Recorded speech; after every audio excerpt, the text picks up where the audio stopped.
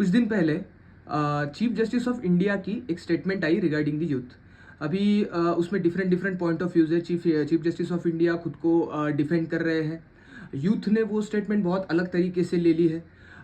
Basically हम ये नहीं जानते, या फिर हमारा आज का पॉइंट ऑफ डिस्कशन ये नहीं है कि यूथ के लिए चीफ जस्टिस ऑफ इंडिया ने क्या बोला। उसका इफेक्ट ये हुआ कि कुछ दिन पहले, 2 से 3 दिन पहले, अमेरिका में बैठे हुए एक यूथ ने, एक हमारे भाई ने, अभिजीत दीपके जिनका नाम है, उन्होंने एक कॉकरोच जनता पार्टी के नाम से एक अकाउंट ओपन किया, जो बहुत अच्छी बात है, जो यूथ को एक प्लेटफॉर्म पर लेके आने के लिए बहुत ज़्यादा हेल्प कर रहा है। मुझे भी बहुत ज़्यादा खुशी हुई थी जब ये कॉकरोच जनता पार्टी लॉन्च हुई। मुझे लग रहा था कि यूथ के हाथ में अब कुछ पावर इस देश में आएगी, ऐसा मुझे लग रहा था।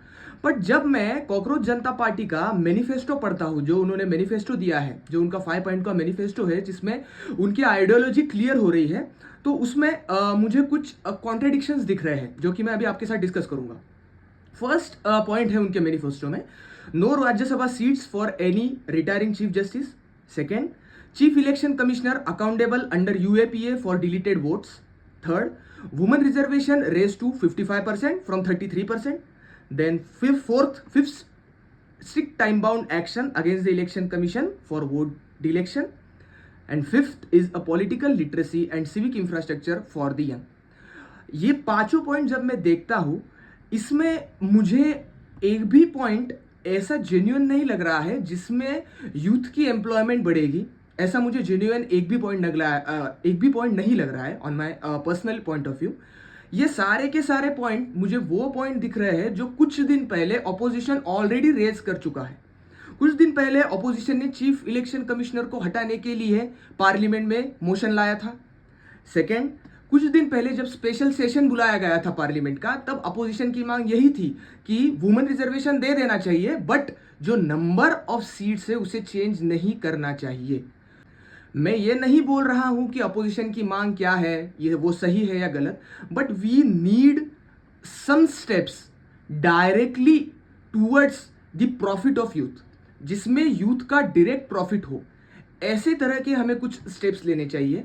जैसे कि अगर हमें एम्प्लॉयमेंट बढ़ाना है तो मैन्युफैक्चरिंग बेस हमें बढ़ाना होगा, मैन्युफैक्चरिंग बेस्ड स्टार्टअप हमें बढ़ाने होंगे।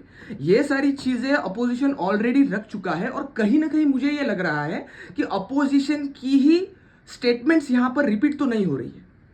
ये मुझे बहुत ज़्यादा यहाँ पर कॉन्ट्रडिक्टरी बात कॉकरोच जनता पार्टी के केस में लग रही है। सो ये वीडियो इसलिए बिल्कुल भी नहीं है मैं उनको कुछ अपोज कर रहा हूँ, या फिर ये बोल रहा हूँ कि कॉकरोच जनता पार्टी पूरी की पूरे गलत पॉइंट ऑफ व्यू लोगों के सामने रख रहे हैं। ये बिल्कुल भी नहीं है। बट मुझे लगता है कि डायरेक्टली मैनिफेस्टो जो होना चाहिए वो डायरेक्टली यूथ के हित में होना चाहिए। This is my only point. So I think basically हमारा जो यूथ है, एक बार सोचना चाहिए उस यूथ ने भी कि हमें सपोर्ट किसे करना है, किसे नहीं करना है। ब्लाइंड सपोर्ट हमें कोई भी पार्टी को करना नहीं चाहिए। So this is the only aim to make this video. Thank you so much.